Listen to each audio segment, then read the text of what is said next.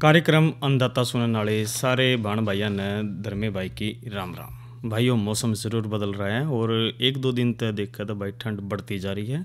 और भाई देखो, मौसम कोई भी हो उसका हमने स्वागत करना चाहिए। अगर जो ठंड नहीं होगी तो भाई जो गेहूं की जो पैदावार है वह छितरिया नहीं होगी, दाना नहीं पड़ पाओगा। तो ये सारे जो मौसम है, चाहे गर्मी हो चाहे सर्दी हो, उसका हमने स्वागत करना चाहिए। और भाई देखो, मौसम बदलेगा, जो गर्मी सर्दी बरसात के मौसम आ गए भाई, जब भी हमने न्यारी नारी फसल भी मिलेगी, उसका आनंद भी लेवगे तो भाई आनंद तो ज़रूर बनता है। और कार्यक्रम की जो शुरुआत हमेशा के लिए साथियों हम जो करते हैं कृषि प्रश्न से करते हैं। तो आज का जो कृषि प्रश्न है साथियों, राज्य के किस क्षेत्र में गेहूं का सर्वाधिक उत्पादन होता है? तो भाई हरियाणा राज्य का कौन सा जिला है वो जिसमें भाई सबसे ज़्यादा भाई गेहूं की पैदावार होती है? तो इसका जो उत्तर है, आप हमारे को 9466021336 पर SMS के माध्यम से ही 6:50 से आप हमारे को पहले इसका उत्तर दीजिए। और साथियों एक बार फिर से फ़ोन नंबर बता देते हैं, 94 660 21 336। और आपको बताना कि राज्य के किस क्षेत्र में गेहूं का सर्वाधिक उत्पादन होता है। तो इसका उत्तर भाई 6:50 से पहले आप ज़रूर दीजिए और आप सभी के नाम भी बताओगे। और SMS के माध्यम से ही हम केवल उत्तर को स्वीकार करते हैं। और साथियों, आज जो कार्यक्रम में हम जो चर्चा लेकर आए हैं, एक तो इसमें जो हम चर्चा करेंगे साथियों, कृषि पारिस्थितिक दृष्टिकोण की बात करेंगे। साथ ही जो आज की नसीहत में हम बात करेंगे भैंसों के नए दूध न होने की समस्या और उसके बचाव के बारे में। और साथ ही भाई एवं 2023 है, मतलब कि जो मोटे अनाज का जो बातचीत जिस तरह चल रही, खाद्य प्रसंस्करण में रागी के महत्व की बात करेंगे। और भाई मनोरंजन तो हमेशा रहता ही है। तो साथियों सबसे पहले जो शुरुआत हम जो राज्य इसमें बात कर लेते हैं, कृषि परिस्थिति के दृष्टिकोण के बारे में बात करते हैं। क्योंकि साथियों भारत जैसी कृषि प्रधान अर्थव्यवस्था वाले हमारे जो गांव हैं, देश की विकास यात्रा में परिवर्तन लाने वाले प्रमुख बिंदु से। और स्वच्छ और हरित गांव ग्रामीण विकास के लिए और 2047 तक विकसित भारत के निर्माण के लिए भाइयों बहुत महत्वपूर्ण है।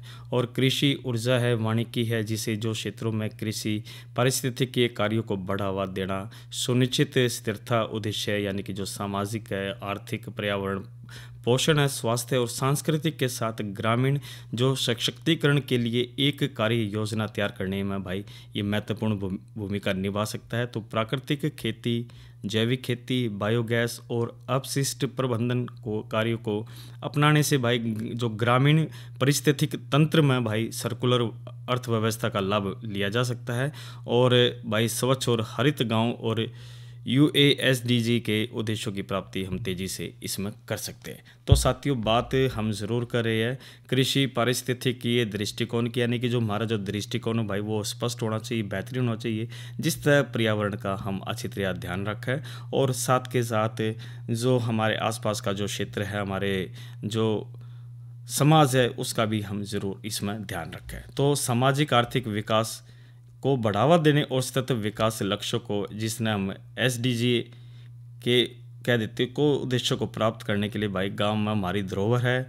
और देश की लगभग 65% आबादी भाई गांव में रहती है। और जो 47% आबादी भाई आजीविका के लिए भाई कृषि पर निर्भर है। और जो ये भाई जो आंकड़े जो हम बताए भाई, इसमें ये वित्त मंत्रालय के 2023 के हैं।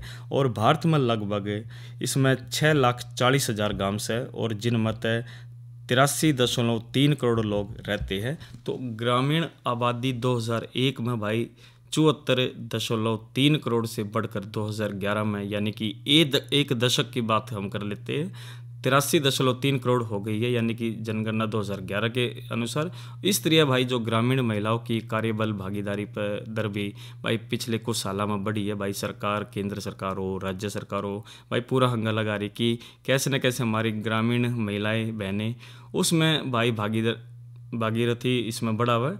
और अपने को मजबूत बना, यानी कि सशक्तिकरण महिलाओं का बहुत ज़रूरी है। और इसी कार्यबल भागीदारी दर में भाई 2011-12 में भाई 24.8% से बढ़कर भाई 2020-21 के दौरान भाई 27.7% हो गई है।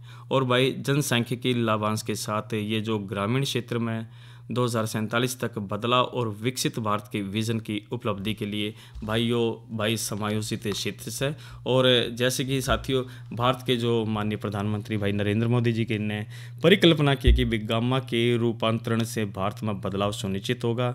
उनके एक संबोधन में यह भी दोहराया गया कि भाई जन धन, वन धन और गोवर्धन गाँव में आर्थिक बदलाव लाने में महत्वपूर्ण भूमिका निभा सकते हैं। तो साथियों जो ये भारत सरकार ने ग्रामीण भारत के सशक्तिकरण की दिशा में जमीनी स्तर के जो सामान्यपूर्ण और समावेशी विकास को सुनिश्चित करने के लिए भाई कई योजनाएं और कार्यक्रम शुरू करे से।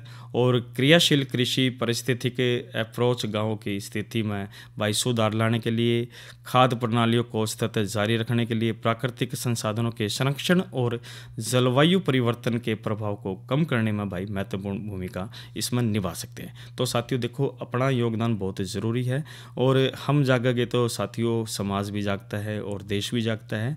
और भाई भारत देश तो युवाओं का देश है, तो इसमें हमने अपना 110% योगदान देना चाहिए। जिन ना योजनाएं पता है तो हमने भाई आजकल तो भाई इंटरनेट है, भाई एंड्रॉयड फ़ोन है, तो हम जो महत्वपूर्ण जानकारी है अपने साथी को ज़रूर दे सकते हैं। और भाई नुका कर भाई देखो ज्ञान तो बांटने से बढ़ता है, तो ज्ञान भी बढ़ाना चाहिए और समाज के अंदर ऐसी कोशिश ज़रूर करनी चाहिए कि साथियों की सभी का बेहतर विकास हो सके। और साथियों इसके अंदर यह जो उन सामाजिक पहलुओं को ध्यान में रखते हुए पौधों, जानवरों, मनुष्य और पर्यावरण के बीच जो परस्पर संबंधों को अनुकूल बनाने का यह प्रयास करती है, जिन पर भारत एक सतत खाद्य प्रणाली के लिए विचार किए जाने की आवश्यकता है। तो भाई इसमें जो महत्वपूर्ण जो स्वच्छ एवं हरित क्रांति हम गामा की बात करें तो साथियों इसके जो एक तो देखो खुले में शौच मुक्त गाँव होने चाहिए, ये भी बहुत ज़रूरी है। इसी तरह साथियों जो स्वच्छ और हरित स्कूल होने चाहिए, बढ़िया स्कूल होने चाहिए, स्वच्छ और हरित आंगनवाड़ी भी होनी चाहिए। इसी तरह जो ठोस अपशिष्ट का वैज्ञानिक प्रबंधन होना चाहिए, अपशिष्ट जल प्रबंधन होना चाहिए, वहनीय और स्वच्छ ऊर्जा इसमें होनी चाहिए। और भाई हरियाली विकास भी महत्वपूर्ण योगदान देती है और जैविक खेती को बढ़ावा देने व धीरे धीरे रसायनों में जो कमी है उसको भी हमने देख रेख रखनी चाहिए। और स्वच्छ और हरित जीवन का उत्सव हमने इसमें मनाना चाहिए।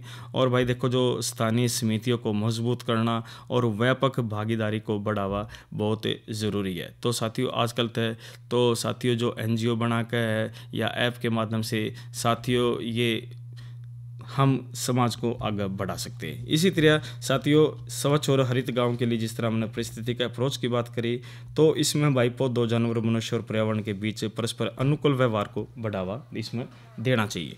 तो साथियों ये तो हमने बातचीत करी और बातचीत के बाद हम जो इसमें आगे और बात करते हैं एक अन्य विषय को भी ले लेते हैं। उसमें साथियों हम जो अब एक अन्य जानकारी और ज़रूर दे देते हैं, इसमें हम दूसरे विषय को भी ले लेते हैं। साथियों ये तो हमने जो बातचीत करी इसमें कृषि पारिस्थितिक दृष्टिकोण की बात करी है और साथ के साथ साथियों हम जो अन्य जानकारी भी दे देते हैं। भैंसों के नए दूध न होने की जानकारी की जो समस्या वह भी ज़रूर हम इसमें जिक्र ज़रूर कर लेते हैं, क्योंकि साथियों देखो जो दूध घी होगा तो भाई हमारे बालक भी मजबूत हो गए और भाई नुए हरियाणा के अंदर मेडल भी आओगे। और भाई भैंस में नए दूध न होने की जो समस्या है वह बहुत होती जा रही है, ज़्यादा होती जा रही है। और भाई कदे कदे तो भैंस को ब्याने के 6 या 8 महीने या अधिक गुजर जाने के बाद भी भाई नए दूध के लक्षण नहीं आते, तो झोटी की उम्र भी 3 या 4 वर्ष से ऊपर हो जाती है, तो परंतु नए दूध नहीं होते। तो इसके भाई कुछ कारण से जिनका पशुपालन ने ध्यान रखना चाहिए। एक तो साथियों जो मुख्य कारण है इसमें शरीर में खनिज व लवणों का असंतुलन है। तो खनिज व लवण पशु अपने आहार से प्राप्त करता है, लेकिन भाई अगर जो आहार असंतुलित हो या फिर एक ही प्रकार का आहार देने से भाई शरीर में खनिज व लवणों का असंतुलन हो जाता है। और अपने तो लगाना चाहिए साथियों, हम अगर जो एक सब्जी रोज़ खावे तो साथियों हम भी उब जाती है और शरीर का विकास नहीं हो पाता। इसी तरह साथियों जो दूसरा जो महत्वपूर्ण कारण से हरे चारे की भी कमी से, हरे चारे से पशु महत्वपूर्ण विटामिन और दूसरे भाई ज़रूरी तत्व प्राप्त करता था। विशेष तौर पर भाई गर्मियों में हरे चारे की कमी होने से यह समस्या बढ़ जाती है और हार्मोनों की मध्य क्रिया प्रतिक्रिया से भाई बात कर लेते हैं इसमें, ये भी महत्वपूर्ण कारण से, क्योंकि नए दूध के लक्षण शरीर में हार्मोन्स की क्रिया प्रतिक्रिया में के फलस्वरूप आते हैं। तो इन हार्मोनों से जब अंडाशय में पूरा अंडा बन जाता है तभी भैंस नए दूध होने के लक्षण दिखाई देती है। तो साथियों हमें इसका भी ज़रूर ध्यान रखना चाहिए भाई, हार्मोन्स की मंद क्रिया प्रतिक्रिया का ज़रूर ध्यान रखें। और भाई पशु के शरीर में अन्य व्याधि की बात करें तो पशु को नए दूध होने के लिए उसके भाई शरीर का जो अन्य रोगों को इसमें ध्यान रखना चाहिए। और क्योंकि साथियों देखो जो रोग प्रतिरोध क्षमता वह भी ज़रूर होनी चाहिए, क्योंकि अगर जो हम ध्यान नहीं रखेंगे तो साथियों उसमें हम कैसे बढ़ पाओगे। और इसी तरह साथियों जो बचाव और उसमें बात ज़रूर कर लेते हैं कि साथियों जो नए दूध के लक्षणों पर ध्यान न रखना है। भैंस में नए दूध के लक्षण रात को या सुबह सवेरे ही देखते में आते हैं। और भाई ये लक्षण प्रत्येक 20 से 22 दिन के अंतर पर एक ही निश्चित समय तक देखते हैं। तो भाई इसमें ज़रूर जोटी में लक्षण और भी थोड़े समय के लिए होते हैं। तो इस प्रकार यदि पशुपालक सचेत रहे ना रहे तो साथियों पशु नए दूध से वंचित रह जाते, तो सचेत रहना बहुत ज़रूरी है। और बचाव और उपचार की जब हम बात करें तो साथियों इसके अंदर पशु को एक ही प्रकार का भाई दाना न देकर संतुलित आहार देना चाहिए, हरे चारे का भरपूर खुराक देनी चाहिए। अपने भाई जो इसमें देर रात या सुबह सवेरे पशु को नए दूध के लक्षणों के लिए ध्यान से देखना चाहिए। और भाई इसी तरह भाई गर्मियों में पशु को अधिक समय के लिए धूप में ना रखना चाहिए, लू से बचाना चाहिए और उसे ठंडे स्थान पर बांधना चाहिए। और इसी तरह दिन में भाई 2 या 3 बार ठंडे पानी तभी नहलाना चाहिए। और साथ के साथ जो महत्वपूर्ण बात है साथियों, पशु चिकित्सक की सलाह लेनी चाहिए, क्योंकि इसकी देखरेख में ही हार्मोनों के इंजेक्शन द्वारा भी पशु को नए दूध करवाने में इसमें मदद मिल सकती है। तो साथियों ये बहुत ज़रूरी है, क्योंकि पशु चिकित्सक भाई साथियों मुफ्त दवाएं सरकार पूरा हंगा लगा रही है कि भाई हमारा जो पशुधन है कृषि वो भी हमारा मजबूत रहे। और साथियों ये तो बात हमने करी पशु में दूध उत्पादन क्षमता बढ़ाने की। और अब जो अन्य भी जानकारी ज़रूर दे देते हैं साथियों, कल के कार्यक्रम की हम ज़रूर बातचीत करेंगे, चर्चा करेंगे। और साथियों कल है मंगलवार, और मंगलवार को हम जो कार्यक्रम लेकर आते हैं उसका कार्यक्रम है साथियों फोन इन। और भाई अब की बार जो विषय रहेगा रबी फसलों में खरपतवार नियंत्रण की हम बातचीत करेंगे। तो साथियों स्टूडियो में बैठे हमारे जो विशेषज्ञ सीधे फ़ोन पर बातचीत करके आप इस विषय से लाभ ले सकते हो। और विषय रहेगा भाई रबी फसलों में खरपतवार नियंत्रण। इसी तरह साथियों जो कल कि तो ये तो कार्यक्रम हो गए। इसी तरह और मौसम की ज़रूर बातचीत कर लेते हैं, क्योंकि साथियों मौसम भी बहुत ज़रूरी है। और आज का जो अधिकतम तापमान 21 से और जो न्यूनतम की बात करें तो 12 डिग्री सेल्सियस रिकॉर्ड किया गया। और आने वाले जो 24 घंटे की हम बात करें तो भाई अधिकतम 24 और जो न्यूनतम है 12 डिग्री सेल्सियस रहने की संभावना है। कुल मिलाकर भाई ठंड बढ़ती जा रही है, तो अपना भी बचाव करें, डांगर ढोर का भी करें। और जो आपके जो काम है साथियों सुबह शाम के बजाय साथियों आप दिन में ही अच्छी तरह करो और हमेशा स्वास्थ्य का ज़रूर ध्यान रखें। और साथियों ये तब बातचीत हमने 2 महत्वपूर्ण विषय ज़रूर लिए हैं। इसमें एक तो दुधारू दूध की बात करी है, और इसी तरह साथियों जो रागी का है उसमें भी हम बातचीत करेंगे, क्योंकि देखो कृषि पारिस्थितिक दृष्टिकोण भी बहुत ज़रूरी है। और जो भैंसों के नए दूध न होने की समस्या यह भी भाई गंभीर समस्या थी, इसके भी बचाव के बारे में हमने बताया। और अन्य महत्वपूर्ण जानकारियों की ज़रूर बात करेंगे। लेकिन भाई ये कुछ मनोरंजन भाइयों बहनों का करवा देते हैं, और ये रागनी सुनते हैं कार्यक्रम अन्नदाता में।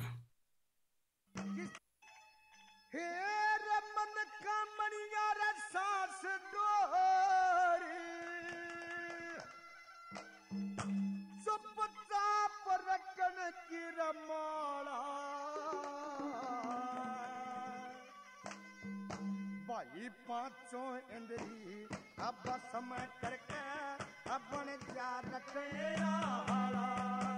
तेरा मन का मैया सांस जोड़े चुपचाप रगड़ की मोरा पांचों इंद्री बस में करके अपन जा रखे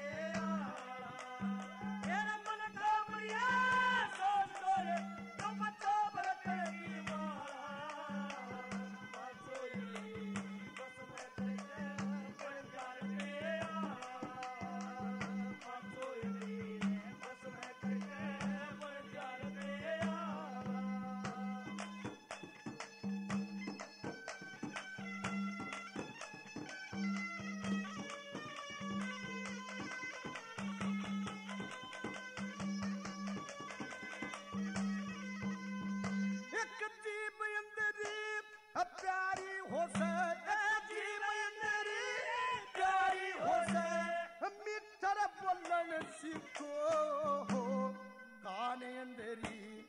शब्द सुनन न बुद्धि ते तोलन सीखो भाई नैन इंद्री रा धर्म दंग पे घूमन डोलन सीखो एक गुप्त इंद्री पर नारी पे मत ना खोलन सीखो एक गुप्त इंद्री पर नारी पे मत ना खोलन सीखो इस मन पापी ने बस में कर ले रे मन पापी ने बस में कर ले अरे और लगा दे ताला पांचों इंद्री बस में करके बन जा रखे आला मेरा मन का मरिया सोच कर तो पता बरकत की मारा पांचों इंद्री बस में करके बन जा रखे आला पांचों इंद्री बस में करके बन जा रखे आला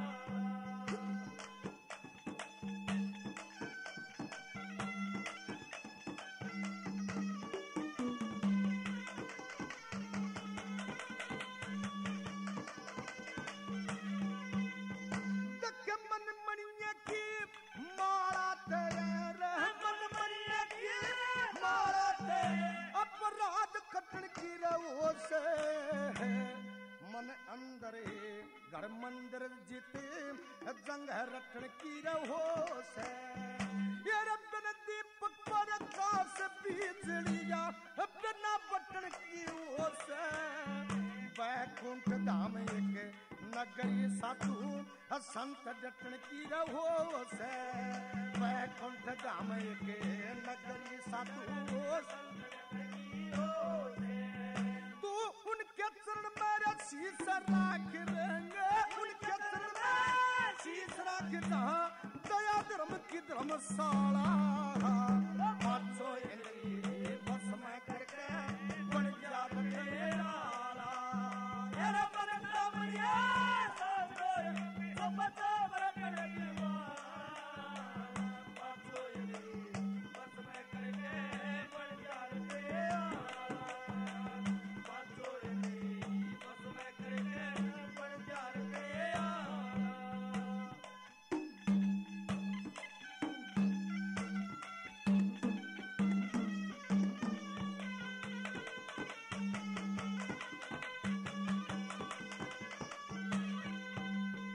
एक दरू भगत दी बालक से एक दरू भगत दी बालक से कह भक्ति कर गया भाई गुरु गोरखनाथ जति कहलाए शिष पूर्ण ब्रह्मचारी वो धन्ना भगत रविदास भगत ने ये पांचों इंद्री मारी मीरा बाई सदन कसाई भक्ति में पारे उतारी मीरा बाई सदन कसाई भगती में पार उतारी वो तीन लोक परदेश कबीर एक तीन लोक परदेश कबीर एक सबसे भक्त निराला पाँचों इंद्री बस में करके बन जा रखे आला मेरा मन का मरिया सोच कर तो पता बरकत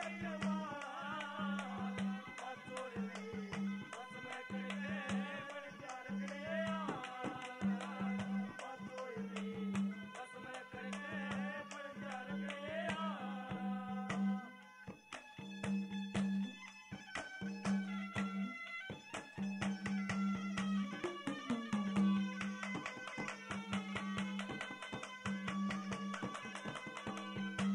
देखे भगमा कपड़े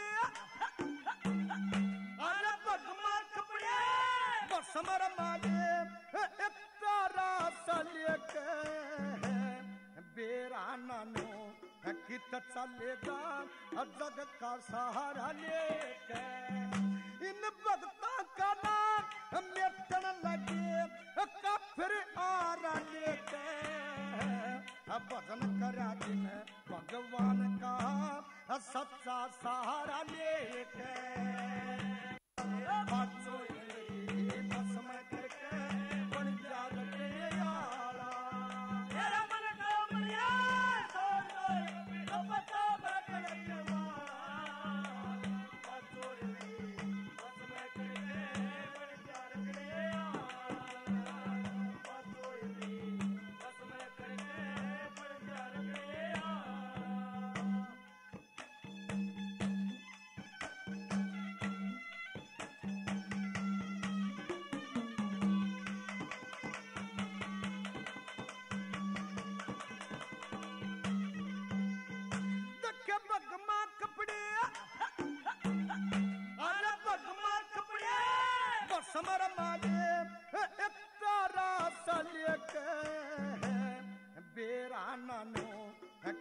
रास्ता ले जा जग का सहारा लेके इन भक्ता का नाम मिटन लगे काफिर आरा लेके भजन करा दिन भगवान का सच्चा सहारा लेके भजन करा दिन भगवान का सच्चा सहारा लेके इस मेर संग नबी अंश बना जो मेर संग अंश बना जो ऐसा यो का काला पाँचों इन्हीं समय करके बन जा रे हाला ये बंदा मिया सब बोले तो पता बरकड़ के मारा पाँचों इन्हीं समय करके बन जा रे